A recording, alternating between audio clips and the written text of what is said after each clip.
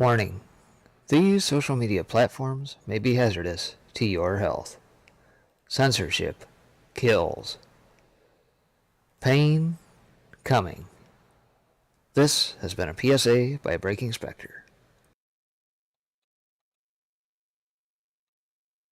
Well, good morning, everybody. How we doing? Spectre here. It is the second day of November now. Hopefully you're doing well. If you're joining the broadcast here this morning, you'll notice I'm getting off to a little bit earlier start here this morning, and there's a reason for that. I'm going to have an extended broadcast here today. I wanted to get through all the normal stuff here, and come top of the hour, I'm actually going to let play through Senator Ron Johnson's going to hold an expert panel on COVID vaccine injuries and the federal vaccine mandate. So that is going to be coming up at the top of the hour. So before I get to that, obviously I'll get through kind of my normal stuff of financials and a couple other odds and ends. But come the top of the hour, if you're joining, I will probably end up shutting the YouTube side off. You will want to get over to DLive, you'll want to get over to Vaughn, you'll want to get over to the Tiger Network and catch the broadcast there, as I will let this play through for the next couple hours. So, that being said, let me kick this thing over and I'll be right back. Hey everybody, Spectre here. I want to tell you about my Teespring store that I just opened up with a handful of products in that for you guys, the listeners, the audience, those that are in chat on a day in, day out basis. Always appreciate your support, and I figured what the heck, we'll throw some merch out there for you guys. And so obviously with YouTube and Earth Shenanigans as of late, I'm going to be looking to expand to other platforms, and well, that all comes at a cost, so I figured what the heck.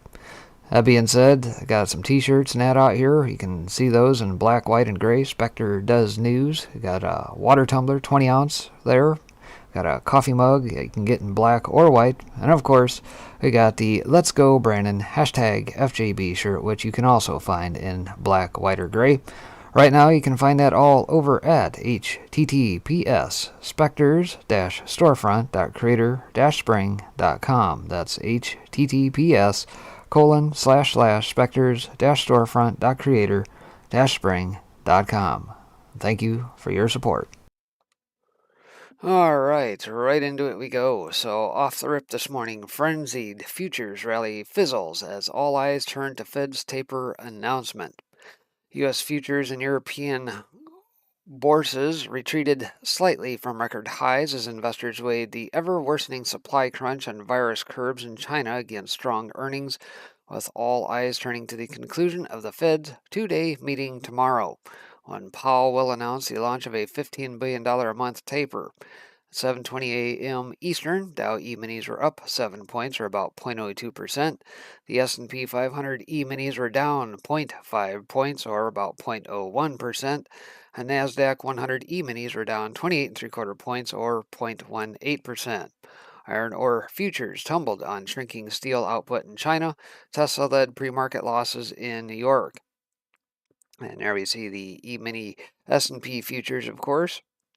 It says investors pause to reflect on a rally that's taken U.S. and European stocks to record highs, with a post-pandemic supply crunch stoking inflation and pushing central banks to tighten monetary policy.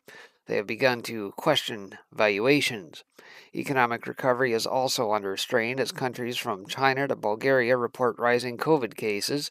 Both the S&P 500 index and the Dow have been scaling new peaks as U.S. companies post another stellar quarter for earnings.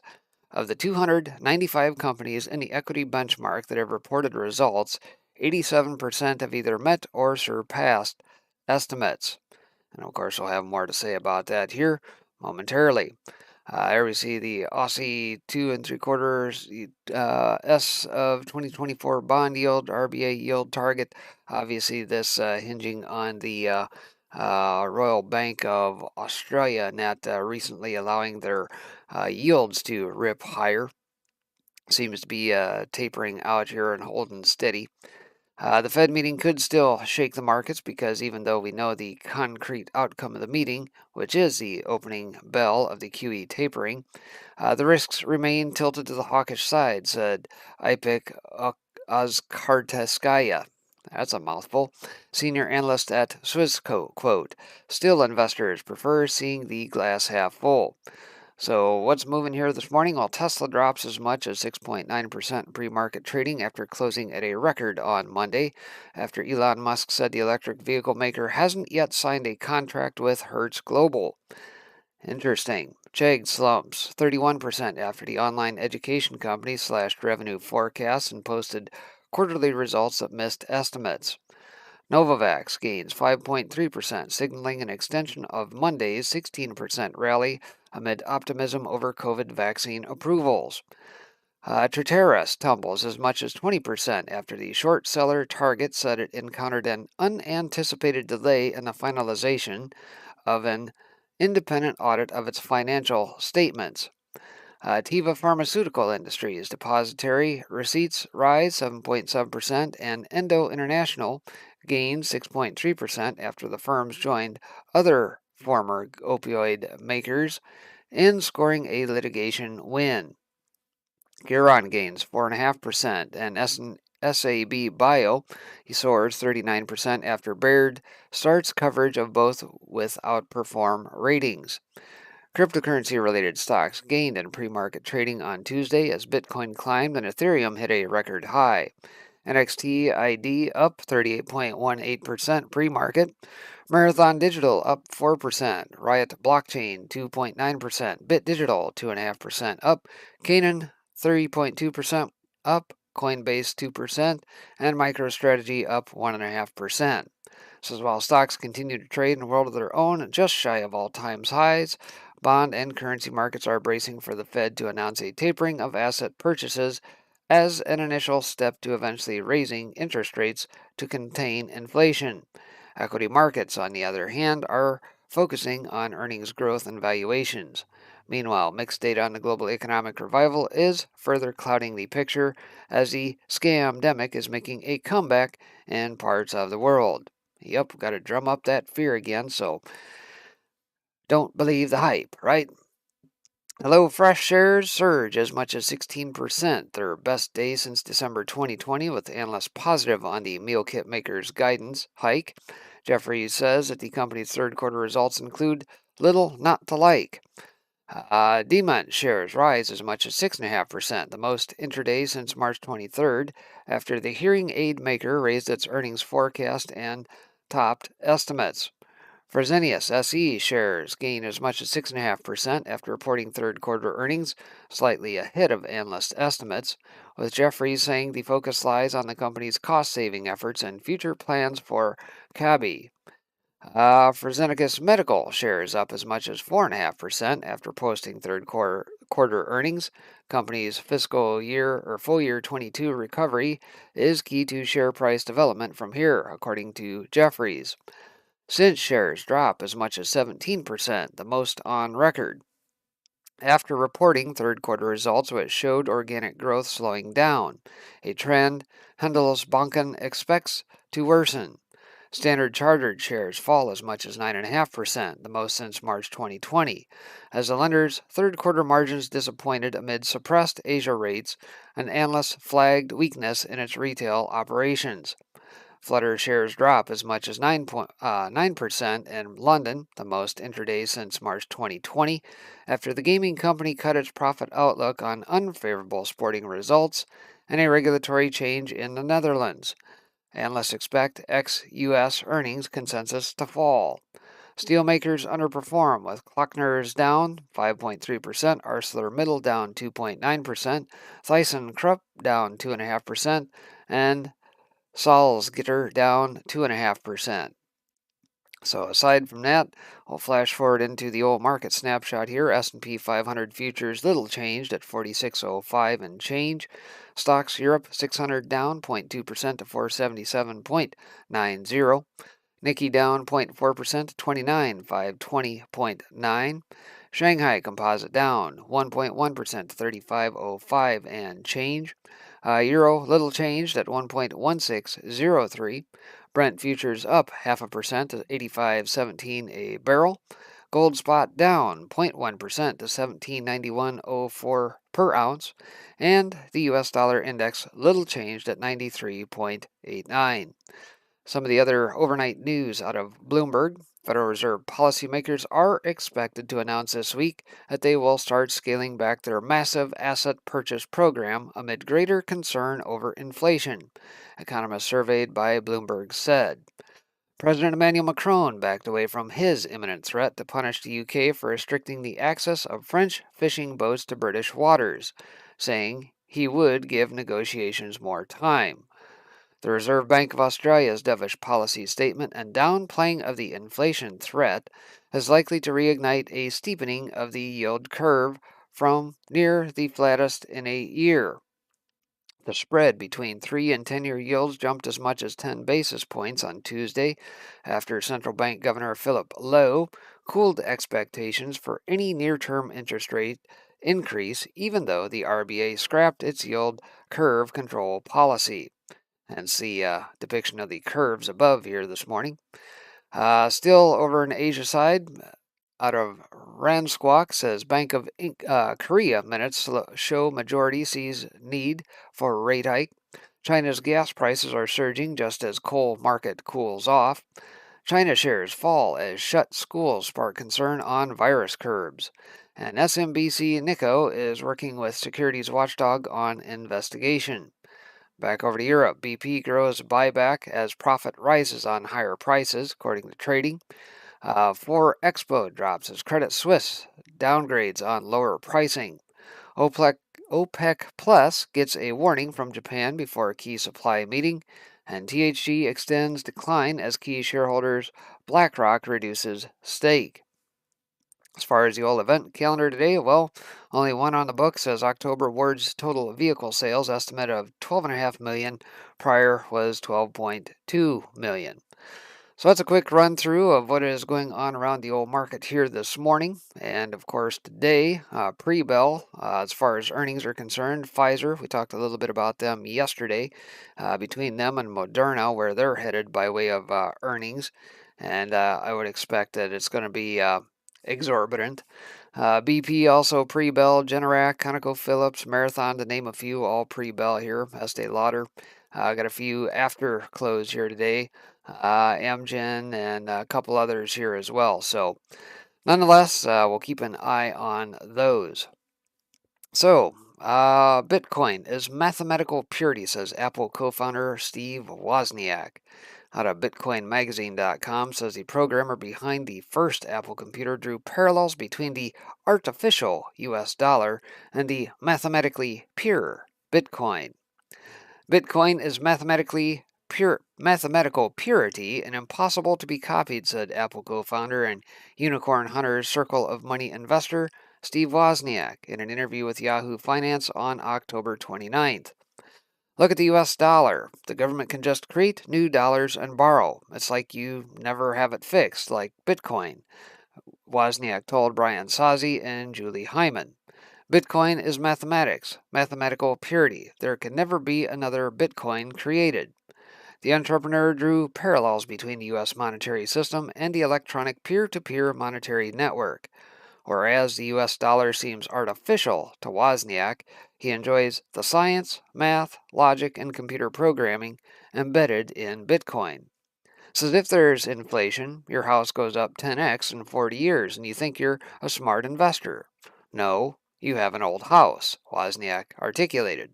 You used to have a new house, but the government says 90% of its value is earnings, and we're going to tax it. The government makes all of its taxes off inflation. The programmer behind the first Apple computer also highlighted how Bitcoin is not controlled by one single entity and thus can retain a level of predictability that is hard to attain with the US dollar, as regulators can create new paper bills on a whim. Bitcoin doesn't even have a creator that we know of. It isn't run by some company. It's just mathematically pure, and I believe nature over humans always, he added. However, Wozniak also showcased some misunderstandings about Bitcoin and the human right to privacy. The co-founder of Apple said Bitcoin and some cryptocurrencies have a little bit of anonymity, which he doesn't see as a good thing. You should be able to stand up and say, "I did this transaction," he said, questioning the need for privacy. Says in this regard, Wozniak's remarks are short-sighted and showcase a deep level of privilege. As a financially privileged white male in the U.S. who can enjoy a high degree of freedom, he fails to acknowledge the 4.3 billion people living under authoritarian regimes worldwide, for whom standing up could bring dire consequences. Wozniak also doesn't realize the incentives lined up by Bitcoin to incentivize everyone to adopt it, and the fact that Bitcoin cannot effectively be banned. So, kind of an interesting piece there out of Bitcoin Magazine talking about the Woz, as it were, and his take on Bitcoin. Is it mathematically pure? Well, to be determined. I to some degree do believe that Bitcoin could be a way forward. Is it the way forward? No, I don't believe so. As many of you guys know, I'm a huge believer in metals that have withstood the test of time, gold, silver, you name it. And, Bitcoin just doesn't have that much history to be able to back it. So, in essence, we're technically replacing one fiat currency for another, even though it is a man-made creation of scarcity, as it were. So aside from that, eggs join commodity melt-up as wheat and cotton soar. Of course, we've talked a lot about energy stocks and coal, natural gas, all those things going up, up, up and away. And of course, the ag side of things are joining it as well. So global food prices continue to move higher with no end in sight. Wheat prices tagged a new multi-year high. Cotton, coffee, corn, and soybean oil are also surging as concerns about persistent food inflation mount. And here we see the Bloomberg Ag's Commodity Index continuing to trek upwards. Says on Monday, the most active wheat futures rose more than 3% to 7.97 a bushel on the Chicago Board of Trade, hitting 8.5-year highs. Prices have gained more than 11% since mid-October. And there we see wheat futures going up, up, and away, levels not seen since, probably about 2013 time frame. Says European wheat prices are nearing all-time highs. Javier Blas says commodity inflation. Add European milling wheat to your inflation watch. Front month European wheat prices, Matif, about to hit an all-time high, currently just a couple of euros behind the peak set in 2008. And it says a combination of factors is driving wheat prices higher. First, global demand is robust, and second, supplies are tightening worldwide. Demand is increasing when supplies are shrinking due to poor weather during harvest in top export countries. That helped catapult prices higher in recent weeks. Then, Saudi Arabia booked a monster purchase of the cereal grain. Leading importer Egypt also returned to the market Monday after making a large purchase last week. Pressuring prices higher are farmers faced with a whole host of inflationary woes, from soaring fuel, fertilizer, labor, and machinery costs to adverse weather conditions that may result in fewer plantings in 2022. Then there are the adverse weather conditions. The Russian Ministry of Ag said the farmers would drill 19.5 million hectares this autumn, but prolonged dry weather has resulted in delays, UK-based trader Frontier Agriculture said late Friday. Ukraine is also suffering from low soil moisture, raising concerns for the country's winter drilling potential. Wheat prices may remain elevated in 2022 and pressure food inflation higher. The UN's Food and Agriculture Organization recently showed global food prices are fresh decade highs. And here we see that going up, up, up, and away. Of course, not seen levels since, probably about 2011 time frame there on the graph. Since last week, palm oil, the world's most consumed vegetable oil, surged to a new record high, which seems like an ominous sign for emerging market economies where soaring food prices will stress households and result in what SocGen's Albert Edwards has said since December: soaring food prices will destabilize vulnerable countries and add soaring energy costs to the mix, and we suspect Biden's approval rating may head even lower. So, yeah, there's that. So, what have I been preaching here on the channel? Get prepared, right? So aside from that, talk a little bit about what is going on with the port congestion. Well, TCA Global to present webinar on port congestion. This out of FreightWaves here yesterday. There's going to be a free event November 9th that will feature Bloom's Global Glenn Jones and GSC Logistics David Arsenault. Says the Truckload Carriers Association and Bloom Global will host a complimentary webinar focused on the current situation in the freight and port sectors of the supply chain. International freight and port congestion, the impact on domestic freight, will take place at 1 p.m. Eastern on November 9th. Bloom Global's Glenn Jones, Global Vice President of Product Strategy and Marketing, will be joined for the discussion by David Arsenault, President of GSC Logistics. The pair will discuss the trucking impact of congestion at inland transfers and the ports, and how digitization can help play a role in easing congestion. And so, again, this is highlighted for November 9th, 1 p.m. Eastern. That is slated to kick off. Topics to include, well, high-level international handoff to domestic issues, port congestion related to the trucking industry, drayage and distribution, e-commerce and demand, government mandates, and ways to maximize visibility. And of course, the webinar is free to attend. You can register right there. So if you're interested, obviously we can check that out. Heck, I may end up broadcasting it on that day if it's of interest. So stay tuned. Outside of that, yesterday I mentioned that PG&E announced their financials, and I come across this article out of the Mercury News. It says PG&E expects $1.15 billion loss from the Dixie fire. The blaze, which is suspected to have started after a tree fell on a PG&E power line, burned nearly 1 million acres across Northern California this year. And if you've followed some of the work and that they've done over the years, you know we've hammered on PG&E and what has taken place in California. Seems like they're always under fire, no pun intended. But they've been through bankruptcy, what, 2-3 times now? And now they're going to get hit with more losses because of faulty equipment and lack of maintenance. Interesting.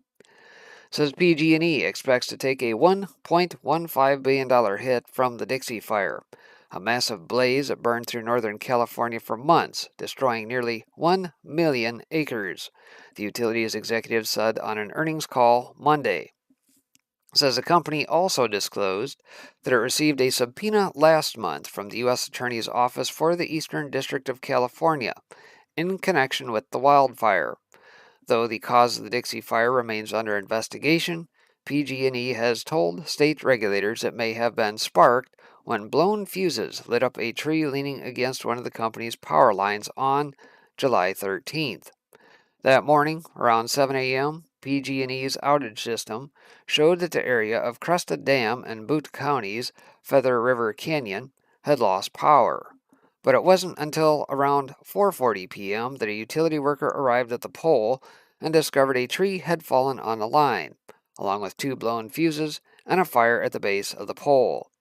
Over the next 3 months, the fire ballooned into the second largest in California state history, ultimately consuming 963,309 acres before it was fully contained on October 25th. We were challenged by the Dixie Fire and the impact the fire had on all of our customers, said CEO Patty Pop, while adding, our actions around Dixie were those of a reasonable operator. The $1.15 billion estimate is on the lower end of the total potential cost as claims grow, executives said in a call with investors Monday, even as they insisted that PG&E, which emerged from Chapter 11 bankruptcy last year after its equipment sparked multiple deadly wildfires, behaved appropriately. Since emerging from bankruptcy, PG&E has said it may have played a role in starting several other wildfires and has been charged with involuntary manslaughter and multiple other crimes in connection with the 2020 Zog fire that killed 4 people in Shasta County. The company incurred a $1.09 billion third-quarter loss because of bankruptcy costs, state-mandated contributions to a wildfire insurance fund, prior fire season damages, and other costs, according to an earnings estimate statement Monday. Adjusting for those extraordinary costs, profit rose to 24 cents a share from 22 cents a year earlier, according to the statement. The Dixie Fire destroyed or damaged 1,424 structures, most notably leveling a strip of businesses and homes leveled in Greenville, effectively burning through the entire commercial district of the town, located along Highway 89 in Plumas County. During the earnings call, Executive Vice President and Chief Financial Officer Chris Foster alluded to that damage when an investor representative asked him to explain the $1.15 billion estimate. So there's an element of a commercial area or downtown area impacted, so there's some focus on business interruption, Foster said, noting that the fire also may have affected timber operations in the region. When you stack those all on top of each other, you get to the point where we get in terms of those private claims. PG&E has so far received claims across a handful of courts on behalf of at least 676 plaintiffs claiming negligence, economic loss, and property damage from the wildfire, filings show. The fire is one of a handful the utility has been linked to this summer, including the Fly Fire in Plumas County and the Blue Fire in Fresno. In past years, its equipment has sparked multiple devastating blazes, including fatal fires in Amador County and Calaveras County in 2015, the North Bay in 2017, and the 2018 Camp Fire, which killed 86 people and destroyed the town of Paradise. 3 days after it reported that its line may have sparked the Dixie Fire, the utility announced plans to eventually put 10,000 miles of California power lines underground, but provided few details about the project's timeline or cost, aside from acknowledging that ratepayers are likely to foot the bill. Isn't that interesting?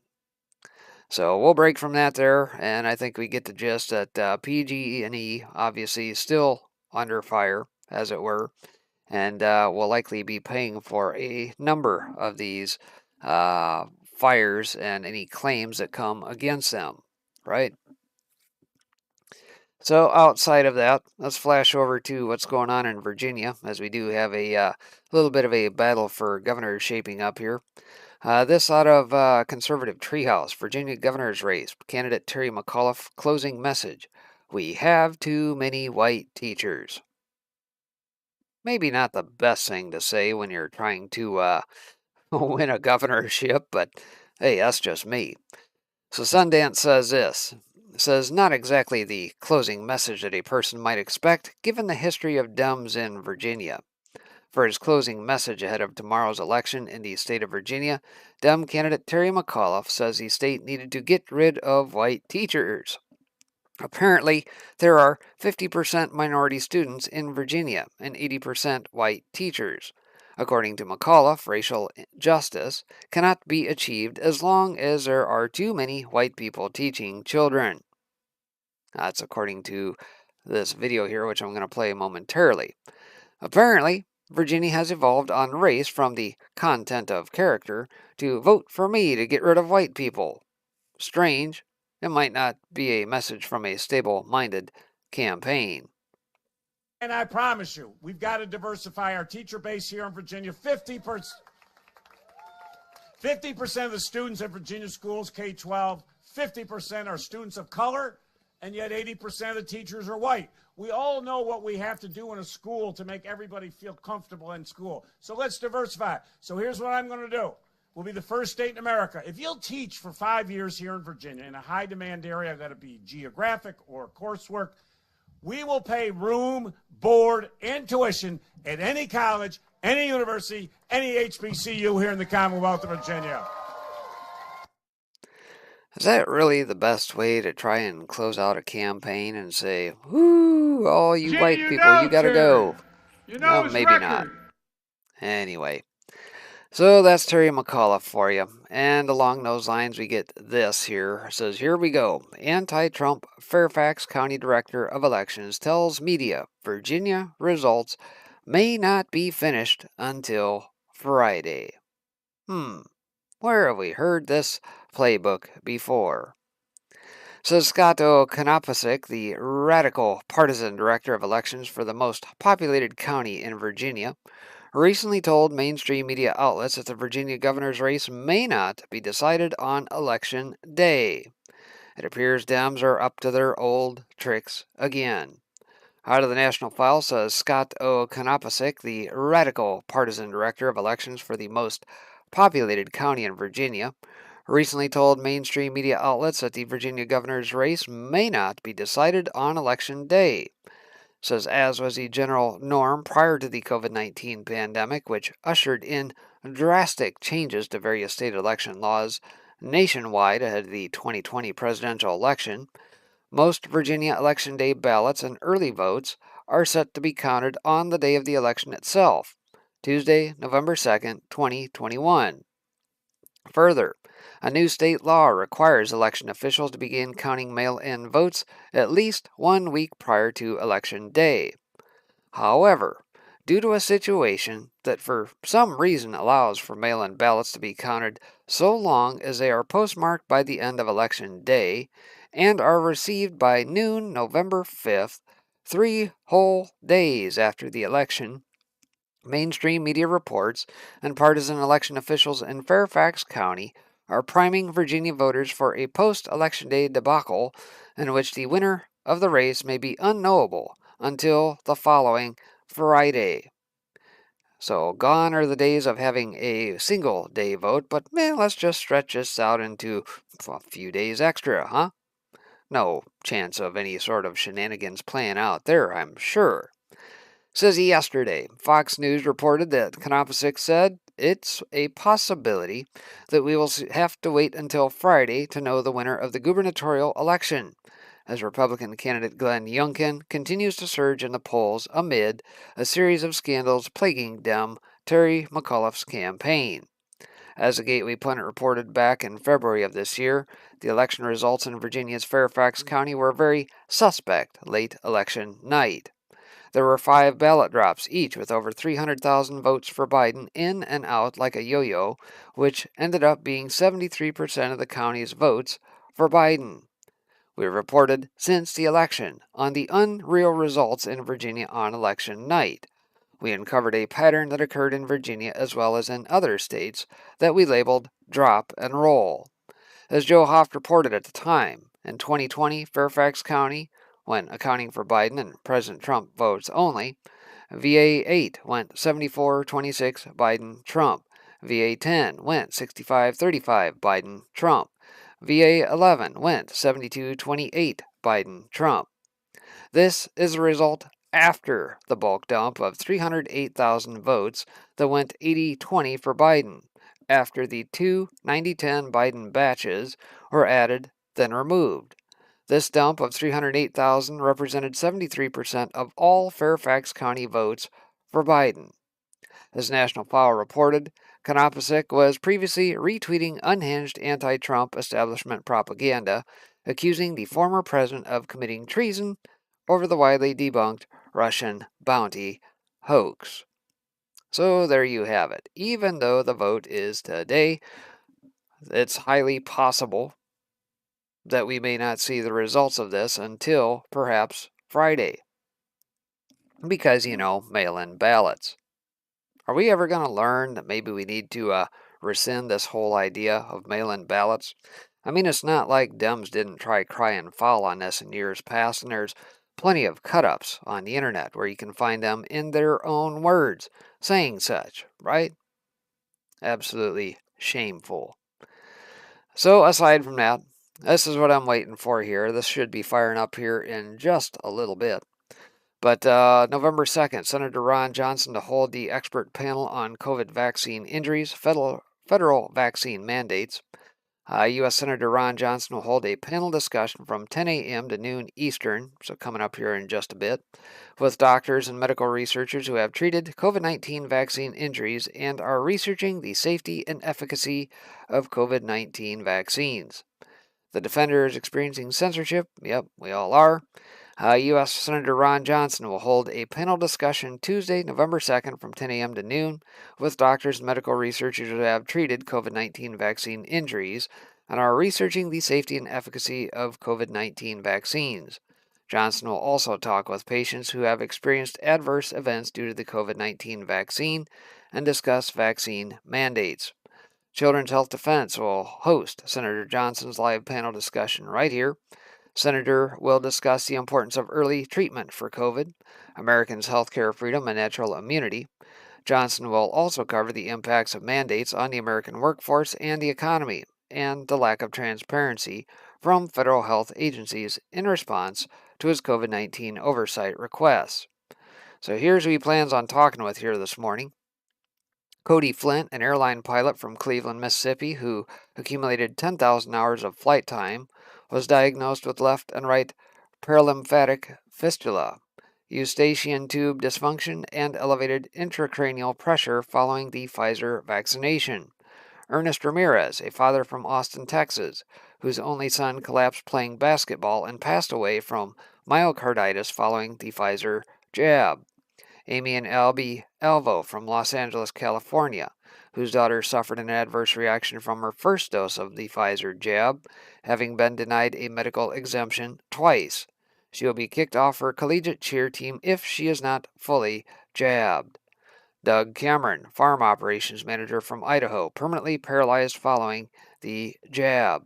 Kyle Werner, a professional mountain bike racer from Boise, Idaho, was diagnosed with pericarditis following the vaccination. Susanna Newell, a triathlete from St. Paul, Minneapolis, was diagnosed with an autoimmune disease and reliant on a walker or cane to walk following the jab. Kellyanne Rodriguez, a young mother from Tacoma, Washington, is reliant on a walker following her jab. Maddie DeGarre, a 12-year-old Pfizer clinical trial participant from Cincinnati, Ohio, is confined to a wheelchair and feeding tube. Brianne Dressen, an AstraZeneca clinical trial participant from Utah, co-founded React19.org, a patient advocacy organization dedicated to increasing awareness of adverse events. Dr. Joel Walskog, an orthopedic surgeon from Mequon, Wisconsin, was diagnosed with transverse myelitis following Moderna jab. Also, the following medical experts and doctors will take part in the panel discussion. Lieutenant Colonel Teresa Long, Brigade Surgeon for the 1st Aviation Brigade, Fort Rucker, Alabama, out of the U.S. Army. Dr. Linda Westilla, Professor and Park Davis Chair in Geriatric Pharmacotherapy, University of Maryland School of Pharmacy. Dr. Robert Kaplan, a faculty member at the Stanford School of Medicine Clinical Excellence Research Center. Dr. Peter Doshi, Associate Professor of Pharmaceutical Health Services Research at the University of Maryland School of Pharmacy. Dr. Joseph Freeman, Board Certified Emergency Medicine Physician. Dr. Patrick Whalen, Associate Clinical Professor of Pediatrics in the Division of Rheumatology at the University of California, Los Angeles. Dr. Aditi Bhargava, Professor in the Department of Obstetrics and Gynecology and the Center for Reproductive Sciences at the University of California, San Francisco. Dr. Retzef Levi, J. Spencer Standish, Professor of Operations Management at MIT. Dr. David Healy, Professor in the Department of Family Medicine at McMaster University in Ontario. Dr. Iona Heath, retired general practitioner from Kentish Town in London and past President Royal College of General Practitioners. And Kim Wachek, international drug safety advocate and speaker, serves as a consumer representative on the FDA Psychopharmacologic Drug Advisory Committee. Senator Johnson also extended an invitation to the following agencies and drug companies so they can hear firsthand from the vaccine injured and medical professionals. CDC Director Dr. Rochelle Walensky, Secretary of Defense Lloyd Austin, Secretary of Labor Marty Walsh, Secretary of Transportation Pete Buttigieg, FDA Acting Commissioner Janet Woodcock, HHS Secretary Xavier Becerra, NIAID Director Dr. Anthony Fauci, NIH Director Dr. Francis Collins, Johnson & Johnson CEO Alex Gorsky, Moderna CEO Stefan Bancel, Pfizer CEO Albert Bourla, and BioNTech CEO Ugur Sahin. So That is what is coming up here in, just about 5 minutes. So that is what I plan to show here. And as I mentioned at the top of the broadcast, what I will likely do here is probably switch off the YouTube side of things here and actually let that run through on the DLive side. If you're over on Twitch, you can follow it there, as well as over on the Tiger Network. So obviously, because of the censorship and dealing with all that good stuff, you'll want to get over to those platforms to watch that play out here this morning for the next couple hours. So I'll go ahead and drop the link out there in chat. You guys can follow the link tree to get to the various platforms if you're not already on them. And we'll let that play through here in just a bit. So that is going to do it for now. And I'll be back here in just a couple of minutes getting that set up.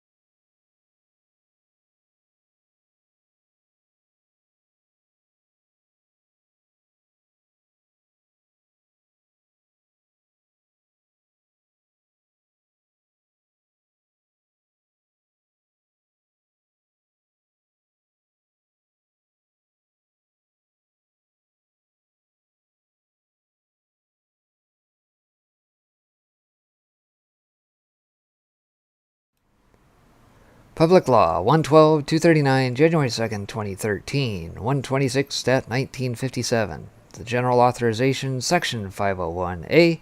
The Secretary and the Broadcasting Board of Governors are authorized to use funds appropriated or otherwise made available for public diplomacy, information programs to provide for the preparation, dissemination, and use of information intended for foreign audiences abroad about the United States, its people, and its policies through press, publications, radio, motion pictures, the Internet, and other information media, including social media, and through information centers, instructors, and other direct or indirect means of communication.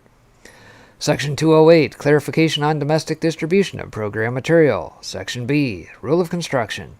Nothing in this section shall be construed to prohibit the Department of State or the Broadcasting Board of Governors from engaging in any medium or form of communication, either directly or indirectly, because a United States domestic audience is or may be thereby exposed to program material, or based on a presumption of such exposure.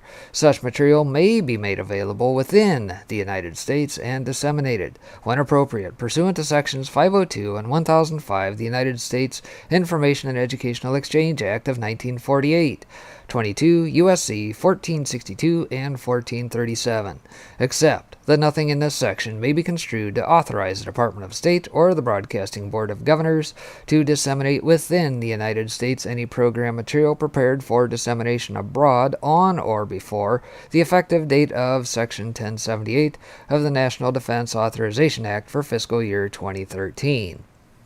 Welcome to the NDAA 2013. The groundwork is being laid.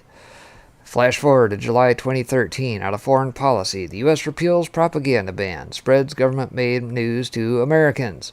For decades, a so-called anti-propaganda law prevented the U.S. government's mammoth broadcasting arm from delivering programming to American audiences, which of course led into House Resolution 5736, otherwise known as the Smith-Mundt Modernization Act of 2012, which legalized propaganda to be broadcast here within these United States, and signed into law by 44. December 2016, out of Zero Hedge, Obama quietly signs the Countering Disinformation and Propaganda Act into law. Our enemies are using foreign propaganda and disinformation against us and our allies, and so far the U.S. government has been asleep at the wheel. But today, with this bill, now law, we are finally signaling that enough is enough. And within that article, we get to find out about the NDAA of 2017 underneath Senate Bill 2943. In conjunction, we find out about House Resolution 5181, otherwise known as the Countering Foreign Propaganda and Disinformation Act of 2016. All right, it looks like they're just getting ready here, so I'll let this play through. And if you're on the YouTube side, I'm going to go ahead and shut that off. Hopefully you guys get over to the other platforms and that. Drop the link out there, and I'll see you on the other side.